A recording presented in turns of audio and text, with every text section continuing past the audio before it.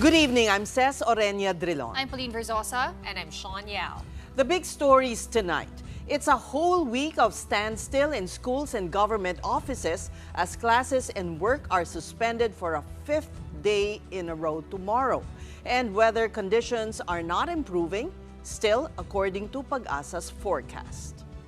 And the government's economic czar sees a silver lining in a mere 1 percentage point cut in U.S. tariff on Philippine goods. He says the impact of higher levies will ultimately be on American consumers. And after challenging the PNP chief to a fist fight, acting Davao City Mayor Baste Duterte says he has one condition before putting on his boxing gloves.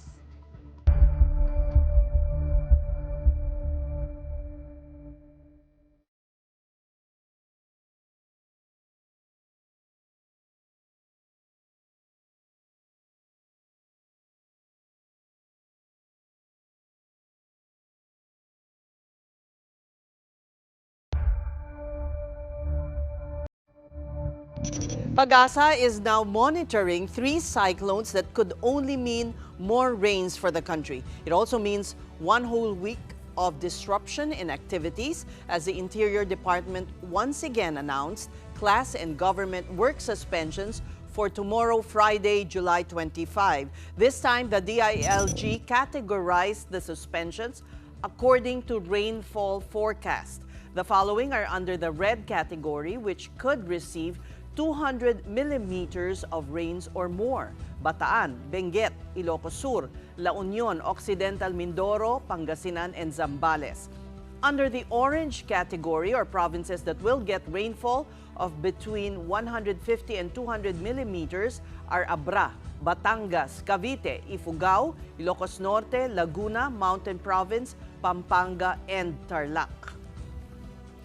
Meanwhile, these are the areas under the yellow rainfall category.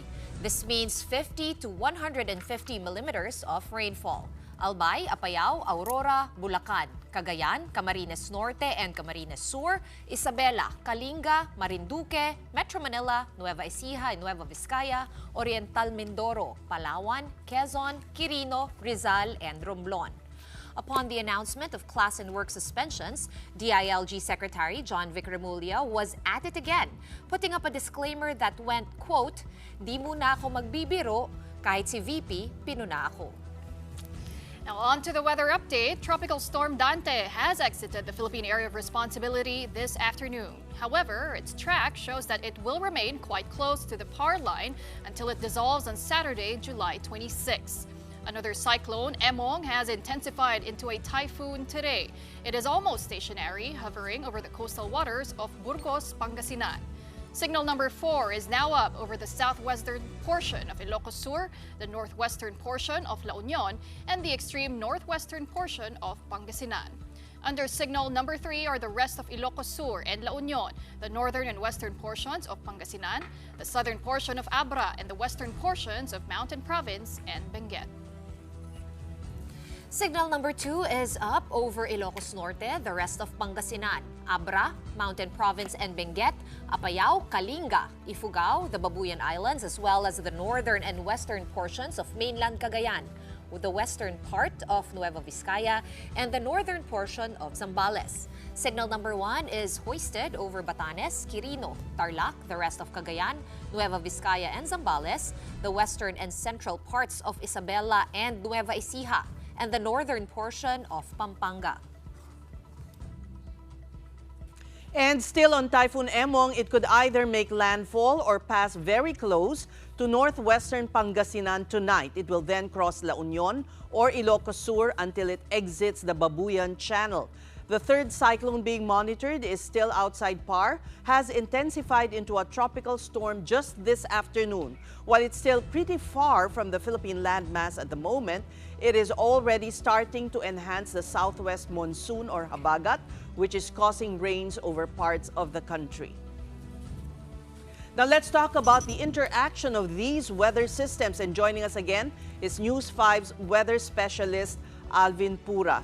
Alvin, pwede bang maging Fujiwara effect rin with this third na namumuong typhoon system? Okay, sis, meron nga tayong bagyo sa labas ng PAR. Yan po ay naging tropical storm na may international name na Crossa. Ito po ay napakalayo naman dito sa dalawang bagyo nito. So wala tayong inaasahang Fujiwara effect by this time dito sa malayong bagyo. So Pag-asa's last direction and distance, ito ay nasa around 2,055 kilometers east o southeastern ng southeastern Luzon, dyan po sa may Bicol region. Nasa labas yan ng PAR, possible yan umakyat dito sa eastern portion ng ating boundary line. At sa ngayon, hindi natin inaasahang pumasok ng PAR. Pero by next week, maaaring yan ang magpalakas na ng ating habagat o southwest monsoon. Yes? Alright, Alvin, yung weather, yung warnings ngayon ay base sa amount of rainfall. Ano kaya ang ibinuhos na ulan nitong mga nakaraang kasama ng Habagat, Krising, Emong at Dante? Paano ba natin maihahalin tulad yan sa mga nakaraang mga bagyo? Okay, sis, yung ating habagat is nag-start pa yan doon sa bagyong Krising na hindi naman nag-landfall or umakyat dito sa may taas na bahagi ng ating bansa. Then, continuously, tuloy-tuloy lang yung ating habagat. So, nag-start yan by last weekend pa. And nagtutuloy-tuloy siya. So ngayon, medyo marami tayong natatanggap na pag-ulan. Pero kung i-compare natin yan sa bagyong Ondoy or yung last year natin, yung pinaka-latest na habagat episode, yung kay Typhoon or Super Typhoon Karina, if I'm not, if I remember it correctly, yung sa kanila is short period of time, 2 to 3 days, well, Ondoy is 1 day, na halos isang buwang pag-ulan. This time, nakaspread out tayo ng 5 days. Although, hindi siya ganun ka, well, hindi ganun ka intense yung pag-ulan natin kumpara nung nakaraan. Pero ito is nakaspread out. So, maraming araw na maraming ulan. So, yun po nagdala ng mga flash floods and landslides at mga widespread floodings natin. Kumpara naman nung bagyong Karina last year, is sobrang dami ng ilan.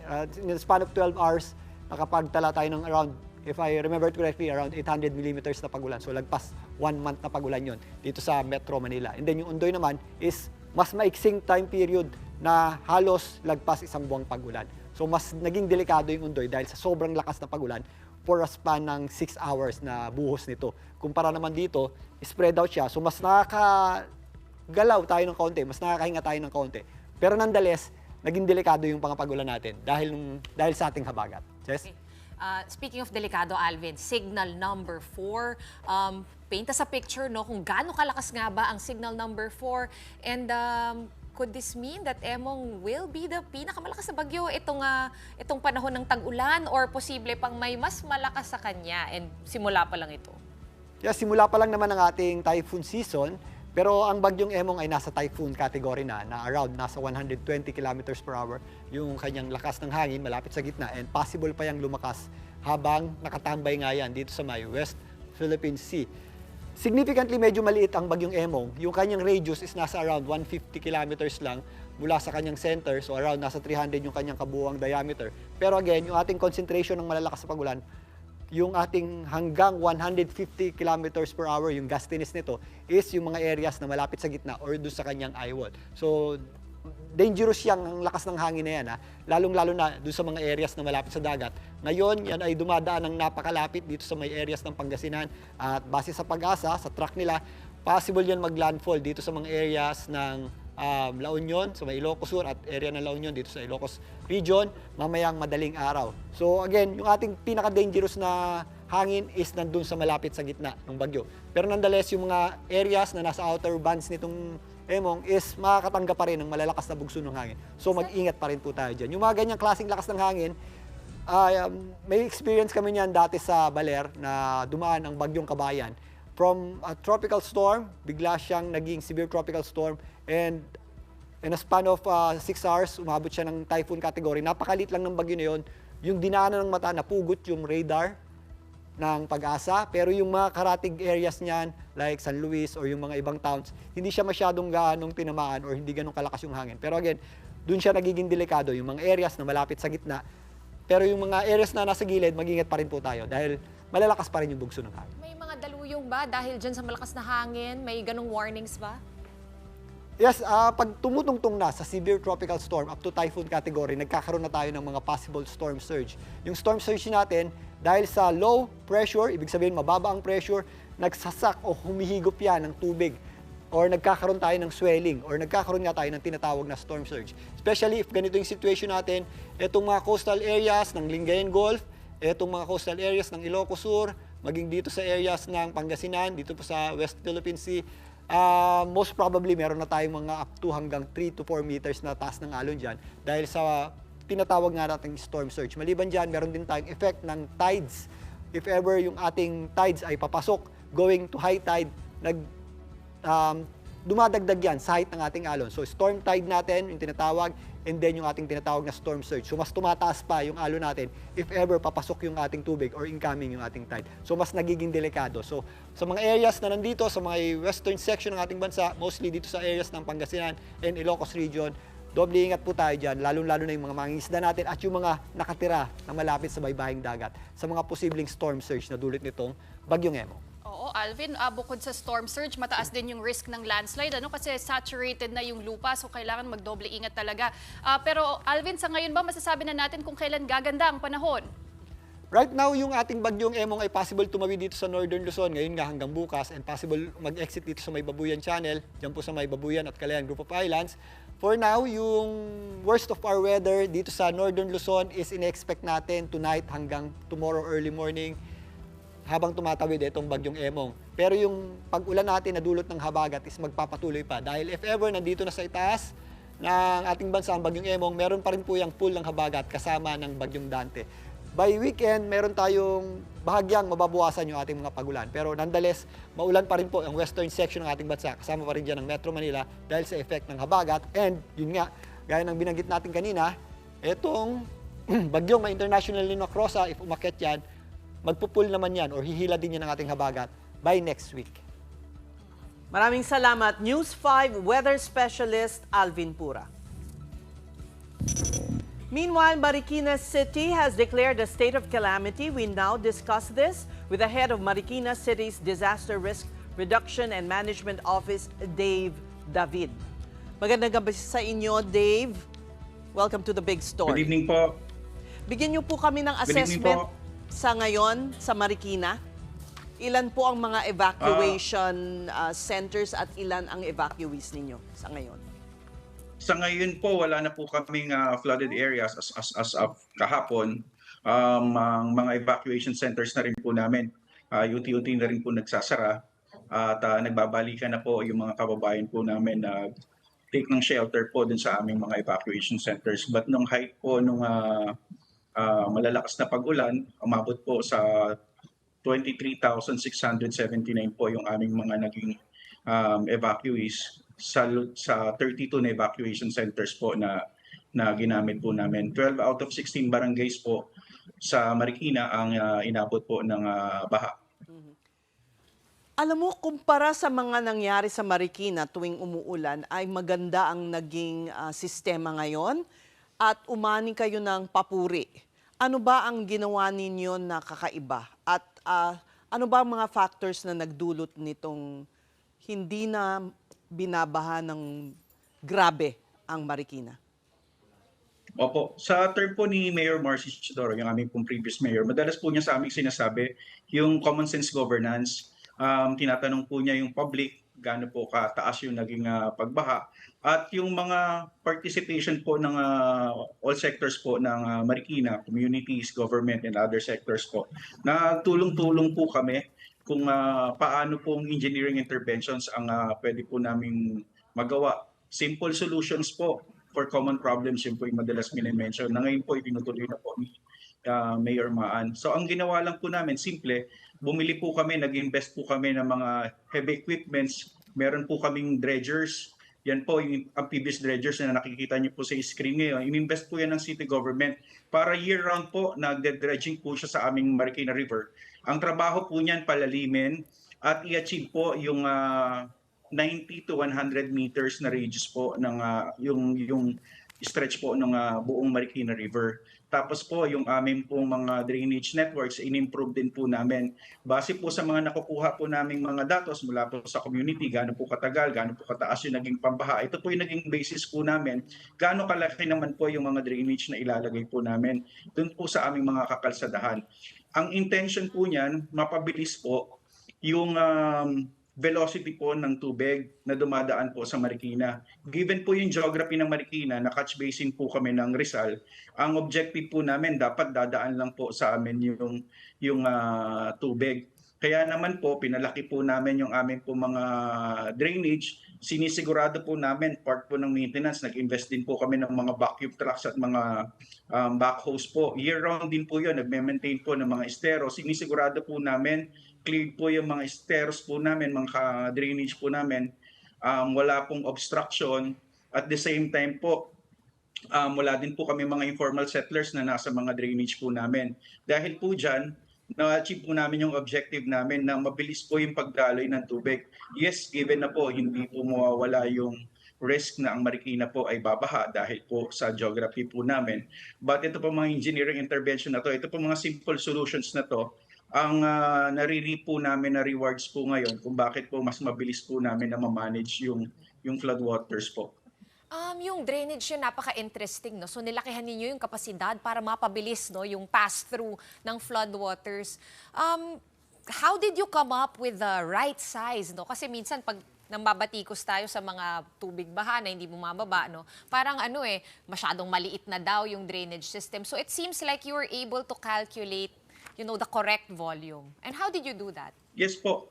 Dito po pumapasok yung whole of society approach. Pinapakinggan po ng mayor po namin yung hinaing po ng mga kababayan namin. Gaano kalakas yung naging pag-ulan, gaano katagal yung naging pag-ulan, hanggang saan po yung naging pag-ulan dun sa community nila. Doon po namin nasusukat kung sapat po ba yung water carrying capacity po ng mga drainage po namin. And the engineering department po creates plans kung enough po ba yung measurement po ng mga drainage po namin. And then maggagawa po kami ng intervention po doon, ini-improve, pinalalaki po namin. Kung may imagine niyo po yung mga dump trucks na nakikita po natin sa ibabaw ng kalsada, yung pong ilalim ng mga major thoroughfares po namin, ganun kalaki na rin po yung mga drainage po namin sa ilalim. How long did it take Marikina to finish all of this work? It's a multi-year program actually, ongoing pa rin po. Yung aming pong rehabilitation ng aming pong Marikina River, yung tuloy-tuloy pa din po siya ang ginagawa. Ang objective po, matapos po siya year 2028, tuloy-tuloy po. Pero ito pong dredging, year-round maintenance work na po namin. Regardless po kung ano pa pong improvements yung ginagawa po namin sa Marikina River. And we don't stop. We never say na Marikina will be ready for ganito, ganyan. Ang mindset po namin, we should always prepare. We should make improvements po kung ano pa po yung pwede namin ma-improve po dito sa perennial problem po namin sa flooding. Well, Dave, ang Marikina nasa ilalim pa rin ng state of calamity, ano? What's the plan of action? And based on your initial assessment, magkano ba yung naging damage sa Marikina? Sa planning office po namin, nag-assess po sila ng around 115 million na damages po. Sa businesses din po, as about 10 to 15% of businesses po were affected. Ang maganda po dito din sa declaration po namin ng calamity loan, yung price freeze po, makokontrol po namin ngayon yung pong pagtataas ng presyo ng mga pangunahing bilihin. At the same time, mga kababayan po namin, magkakaroon po sila ng direct ayuda through calamity loans. Dahil po din sa declaration ng state of calamity, pwede na po sila, yung mga members po ng Pag-ibig, ng SSS, ng GSIS can now avail calamity loans para matulungan po sila. Makakapag-inject din po ito sa ekonomiya po namin dito sa Marikina kung magkakaroon po ng additional fundings po yung mga kababayan namin. A final question, I understand also that you're coordinating with yung kalapit na syudad ng Pasig kasi you share borders, ano? Anong klaseng kooperasyon? I understand merong national project na pumping station and revetment wall. Can you elaborate on that? Yes po. Yung pong rehabilitation po namin sa Marikina River, part po ng Marikina River ay ang Pasig. Kasi po ito pong Marikina River, magpapastro po siya ng pababa po ng Pasig. Through Ilog Pasig po, Pasig River, palabas po yan ng ng Manila Bay. At the same time po, yung Manggahan Floodgate po, dumadaan din po yan ng Pasig, palabas naman po siya ng Laguna Lake. So yung collaboration po namin and interoperability po ng Pasig is nandun po. From kami po nung pares po kaming DRRMO ay closely monitoring and sharing po kami, knowledges po and trainings po para tuloy-tuloy din po naman yung programa po namin. At the same time po, yung nasa upstream din naman po namin, San Mateo and Montalban, madalas po kami nakikipag-coordinate sa kanila kung ano po yung mga interventions po na ginagawa namin dito sa Marikina. Okay. Dave, huling tanong na lang, babalikan ko yung dredging. Since you Gaano guys did kadalas? since you guys did such a good job, how often no yung dredging? Talagang every week ba yan? I know may mga nakapark na heavy equipment sa tabi ng river, nakikita ko sila minsan pag napapadaan ako. It's an everyday program po. Ito po Everyday? mga heavy equipments na to was procured by the city government, operated and maintained by the city government. Kaya po wala po kaming problema doon sa work schedule po nila. Ang engineering department po namin ang namamahala dyan. Even po yung maintenance ng mga drainage namin, meron po kaming malalaking mga vacuum trucks. Ang ginagawa po niyan para doon sa mga estero at canal naman po. Kung ang Manila Water po, meron silang mga vacuum trucks. Nag-invest na din po kami. Isa din po talaga ito sa common sense approach ni Mayor Marcy. Tayo na po ang mag-invest yung mga kagamitan, mga kasangkapan na kakailanganin po natin para ma-implement po natin yung mga programs na to. Kaya naman po, pinagtustusan po namin talaga ng sapat na halaga po yung mga gamit na yan. Okay, good job. Maraming salamat sa iyo. Marikina City DRRMO Head Dave David. We're just going to take a quick break, but coming up, the Marcos administration says it is American importers and consumers who will ultimately bear the brunt of U.S. tariff on Philippine goods. That story and more when the big story returns. Stay tuned.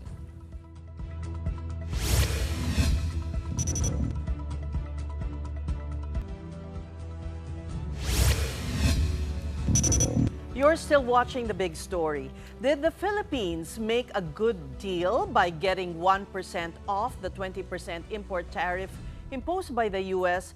over no duties to any products shipped to the Philippines? The government's trade officials think so. Special Assistant to the President for Investment and Economic Affairs, Frederick Go, says the 19% tariff imposed on Philippine exports to the U.S. is a universal tariff. It's also the second lowest in Asia after Singapore's 10%.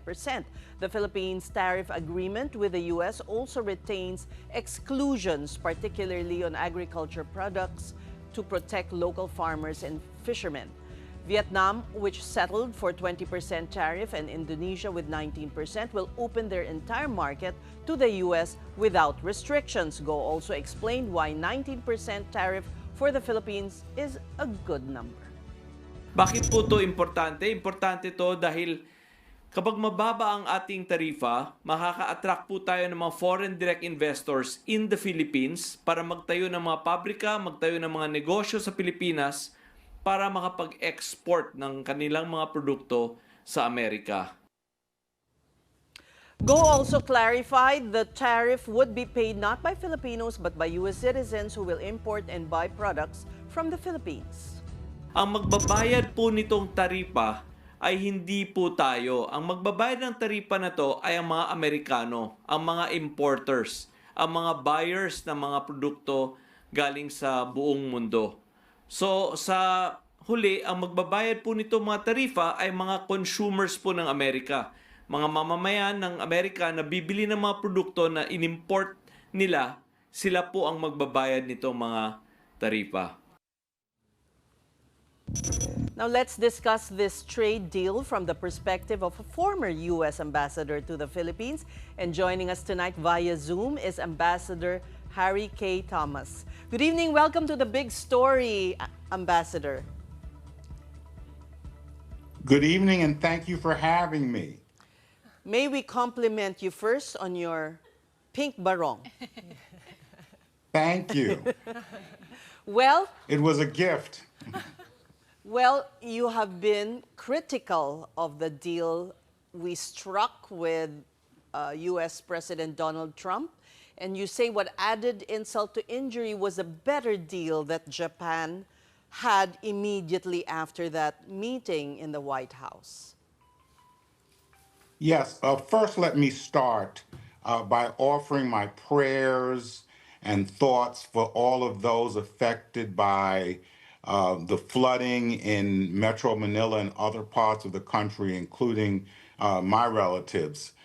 So the previous segment broke my heart, but I'm glad that the Philippines is finding ways to save lives of its citizens. Yes, President Marcos got the best deal he could have at this time from President Trump, whose aim is not to assist the Philippines, but to have all products, as many products as possible, made in the United States.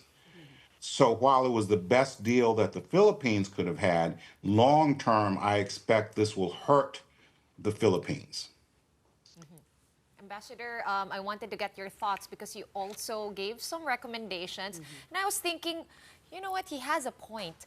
Our GSP, or General Preferred System of Preferential, rather, Yes. of preferences, already lapsed in 2020. And you were suggesting why not pursue renewing that instead? Yes, that is up to the Congress. And so I would expect the Philippine embassy and government to lobby our Congress to have that renewed. It would it could add 5 to 6% to your exports to the United States. If you look at 2023 and 2024, your exports were about $14 billion to the U.S. This year, we expect it to only be about $12 billion to the U.S., and that is because of tariffs. So although Americans will pay, as the Philippine government official said, for the tariffs, Right. it will also hurt Filipinos. True. But what is the likelihood of a GSP being revisited by an administration that is really averse to all these preferences and also sees a trade deficit as bad, as necessarily harmful? In the short term, no. You're 100% right. But in the long term, that's why we have elections in this country. Next year, by the midterms, that is something that if President Trump loses his majority, you could press the Democrats to pass, but you have to start lobbying them now and educating the American people. After all, you have several million Filipino Americans here who can act on behalf of the importance of importing goods from the Philippines. Well, Ambassador, some observers say that President Marcos got what he could under tough circumstances. Even President Trump called him a tough negotiator. But in your view, was there any leverage that President Marcos could have used to negotiate a better deal? It would have been extremely difficult at this time. So I'm not criticizing President Marcos. The only leverage he has is mutual defense treaty access for the U.S. military, and cutting that off would hurt, especially with Chinese aggression in the Western Philippine Sea. So I understand that, but that is why I would urge the Philippines to work with ASEAN on a unified approach, work with the U.S. Congress, both parties, states, especially the states that receive Philippine goods, whether it's electronics, which is the majority, or agricultural, tuna, which is the second, to change minds over time. Ambassador, what about critical minerals and semiconductors? Is there any way that you're seeing that we can leverage these two sectors to maybe negotiate something better? Perhaps not an FTA or a GSP. Yes, FTA is off. Well, I would love that. That's not going to happen anytime soon. But recall, under WTO, about 30% of Philippine electronic exports gets access without tariffs. So that is already a very good deal. But the rest you have to look at. The U.S. is, Japan and other nations are going to purchase more Boeings. But remember, some of those Boeing parts are made in Baguio. So why not work with Japan on those issues? And that's why the look at every aspect. Very few things, especially in the electronics industry, is just made in the Philippines before it's exported to the United States. And Ambassador, I caught that article where you also mentioned that businesses, especially in garments and agriculture, already run on thin margins. So can you explain how Yes. a 1% difference in tariffs could impact these businesses? Yes, thank you for that question. The apparel and agricultural industry is the most at risk. Buyers look for the cheapest prices they can get anywhere in the world. It's very integrated where they can get products from. And we've already seen in June a rise in prices in the United States on apparel. So that may cause American importers to look for other markets. Well, we're not really very much a garment exporter any longer, actually, Ambassador, but agriculture, processed agricultural products like VCO, those will be affected. You're correct, but you still export about $400 million a year in apparel. Okay. Ambassador, President Marcos did not really go home super empty-handed. He did bring home some $30 billion in aid. There's also been some pledges, although the jury's still out whether those will 30 billion materialize. pesos. Pesos, sorry. 30 billion pesos in aid.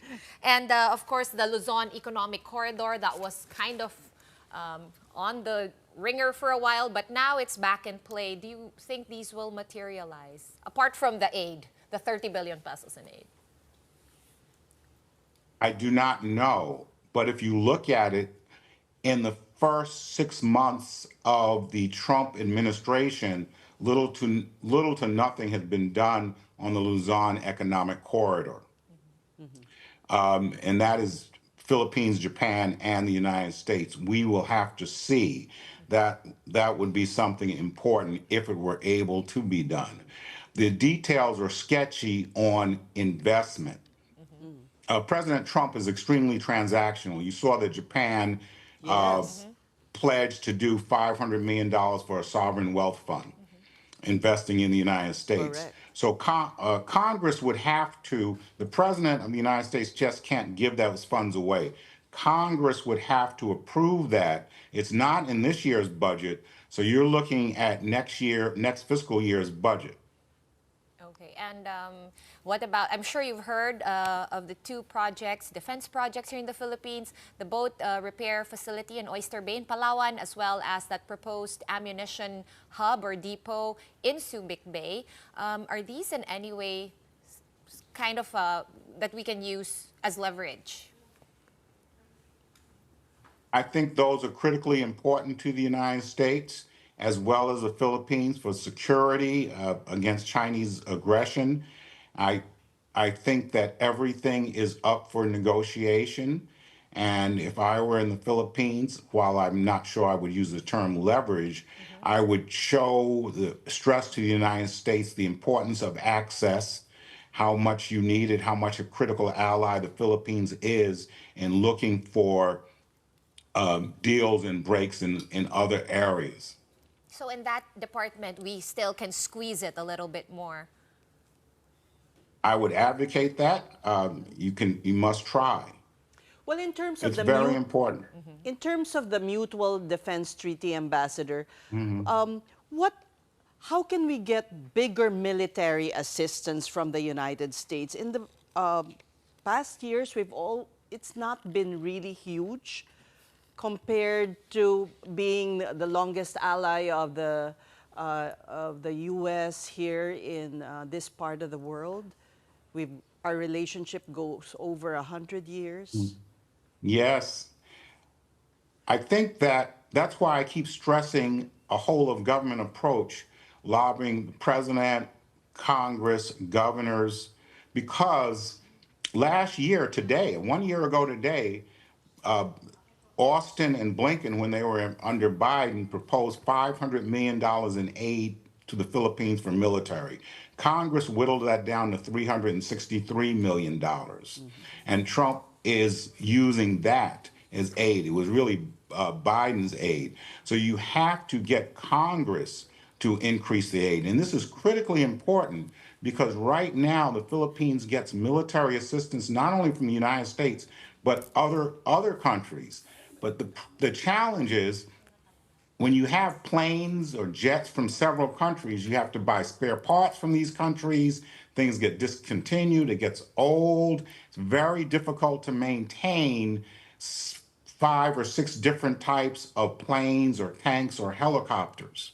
And that is a continuing challenge for the Philippines. I also think with the use of social media and others, please educate my fellow Americans on the critical importance of the Philippines and that you're our longest ally in South Asia, if not Asia.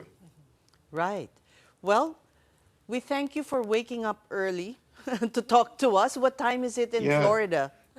It is 8:11. I would just like to say one last thing. Go ahead, morning. Ambassador. The USAID was cut off. That was over $100 million in aid, much of it for education. But $6 million of that aid that was cut off was to help the Philippines mitigate against floods and flooding and typhoon. So you may have, President Marcos may have come home with some aid, but you lost over $100 million. A lot of that in the critical education realm for children. And the last thing, please look at the immigration status.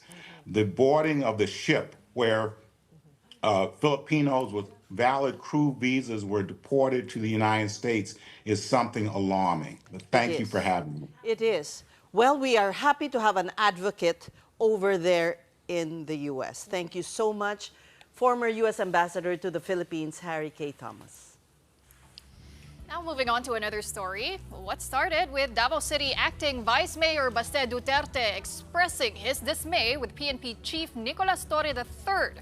Baste mocked the general in a podcast and dared him to a fistfight, which Torre accepted yesterday. Matapang ka lang naman. We have the position pero gusuntukan tayo. Arap ko makaya, bita. Sarap talaga hawayin. Totoo lang. Marami ang nasalanta ngayon ng bagyo at baha. Maybe we can use this moment or this opportunity to raise funds. 12 rounds sa sundukan para maganda at para medyo marami-rami ang ma-raise natin. In accepting the challenge, Torre went as far as setting a venue and a date for the fistfight fundraiser. And that's on Sunday, July 27, at the Rizal Memorial Sports Complex in Manila, instead of the already booked Smart Araneta Coliseum. The challenge, however, took a turn today with Baste Duterte now setting his own conditions. Kung serious ka talaga, ha? These are my conditions. Pakiusapan mo yung amo mo na presidente and let it come out of his mouth that all elected officials should undergo a hair follicle drug test. Papalagan ko yung charity mo na yan. Wala problema. If it will answer the issues nitong bansa natin, I can do that. There's still no reply from Torre on this, but today he hit the gym to train for the match. And whether Duterte shows up or not, the PNP chief says he will continue to provide help to recent flood victims as sponsors have already pledged support. Former PNP chief and Senator Ping Lacson is one of those supporting Torre's call. When asked if it was appropriate for Torre to accept the challenge, Lacson said Torre made the call not as chief of the PNP, but as a man who felt insulted and challenged in public. Right or wrong, Torre's decision should be respected. If Lacson will watch the fight, he said he's still not sure, but if proceeds will go to flood victims, he will buy tickets equivalent to his monthly pension as a retired four-star general. The palace was also asked about what it thought on the Torre Duterte match. And here's Palace Press Officer Claire Castro. Hindi ko alam kung matutuloy. Hindi ko alam. Hindi ko alam kung matutuloy. Kung matuloy man, good luck. We're going to be pausing for another quick break, but when we return, there is one lawmaker championing the Philippine bamboo as a sustainable construction material. We'll be speaking to Bukidnon Representative Jose Manuel Alba next. Keep it here.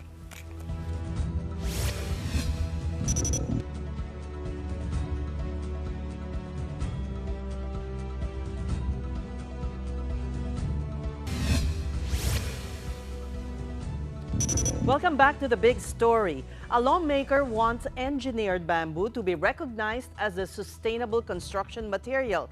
Bukidnon 1st District Representative Jose Manuel Alba filed House Bill 157 this 20th Congress, proposing to mainstream bamboo as a sustainable material for the built environment. Alba seeks to establish a comprehensive regulatory framework for its efficient use. He cited bamboo's suitability in a country moving toward environmental conservation. The Asian Development Bank says the Philippines has an opportunity to increase its share in the global bamboo market up to $92 billion by 2027. Philippine bamboo species have massive culms and towering heights that make them suitable for engineered products, textiles, and biofuel. Here we feature earth-friendly initiatives, one story at a time. Welcome to Sustainability.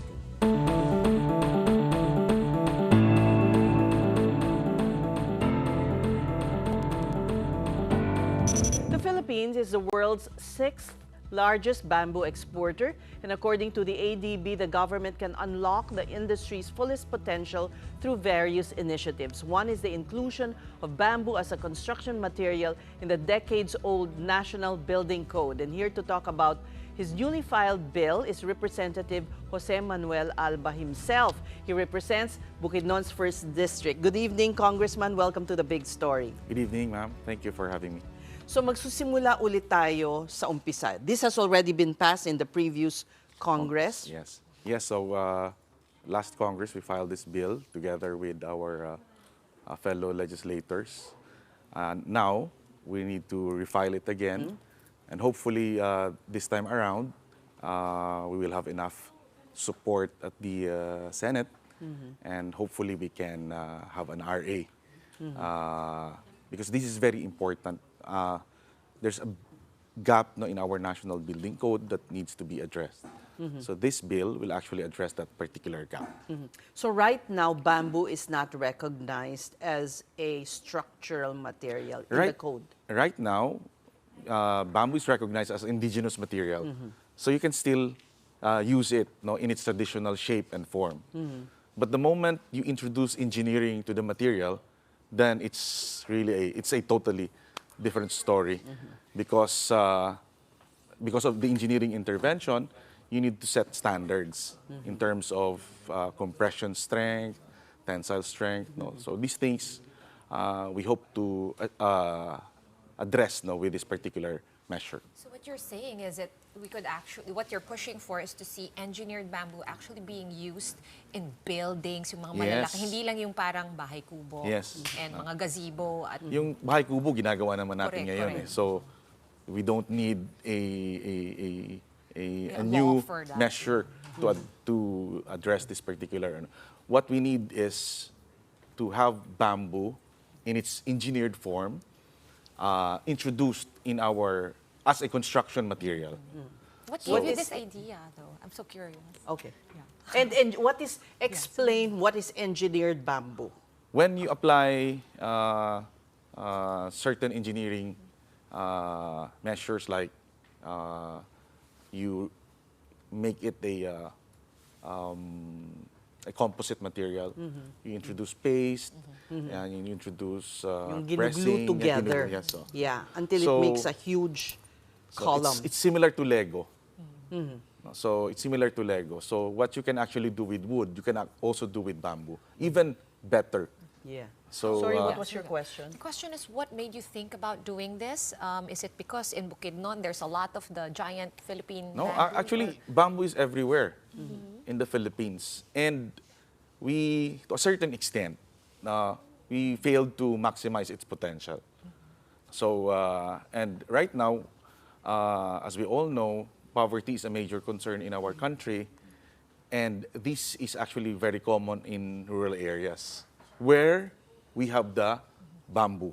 Parang So- hindi lang pinapansin. Yes, The potential is not unlocked. This will unlock its Yes. potential. This, if it becomes a law, This bill will establish the bamboo architectural code and the bamboo structural code.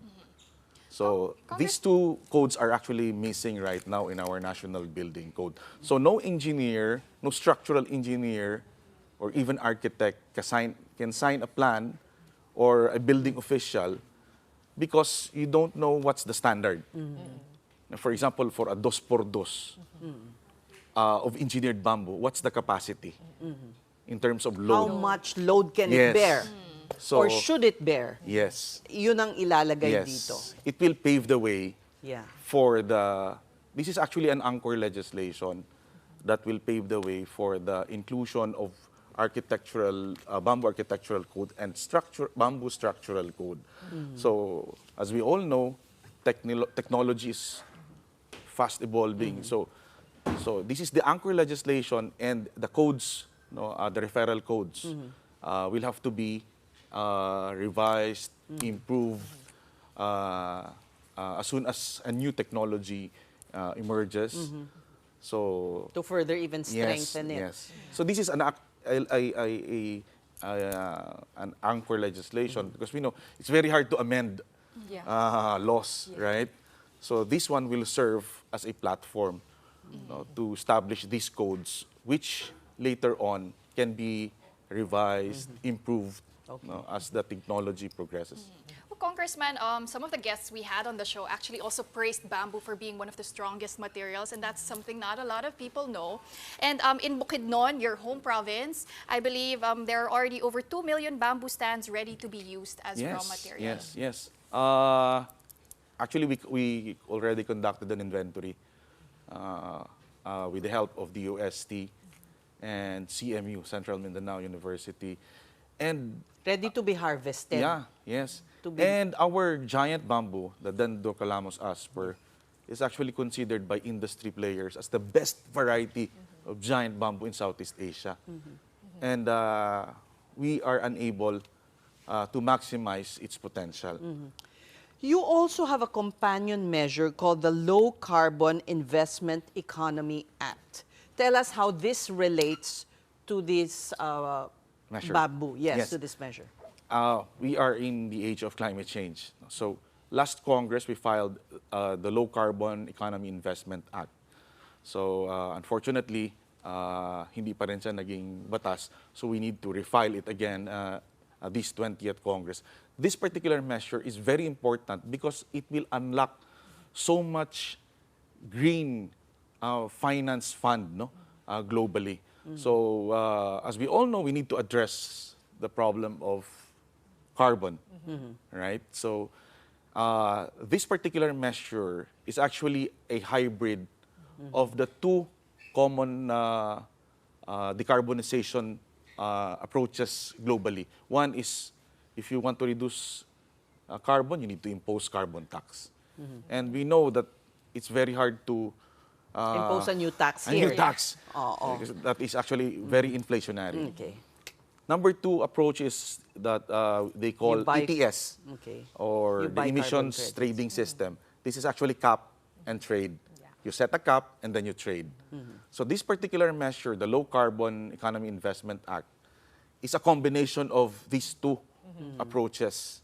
So from the carbon tax, we took out the carbon pricing mechanism, and from the ETS, we took the cap. there's The no cap cap. and the framework. So now we have not a cap and trade, but a cap and invest. Because So how does it relate to bamboo? Well, bamboo is number one. As we all know, is very good in terms of carbon sequestration. So if we are able to unlock all these investment opportunities, number Pati one yun on the list. mabebenta mo. Yes. Yeah. Carbon Aside credits. from the raw material that will be used for building, Yes.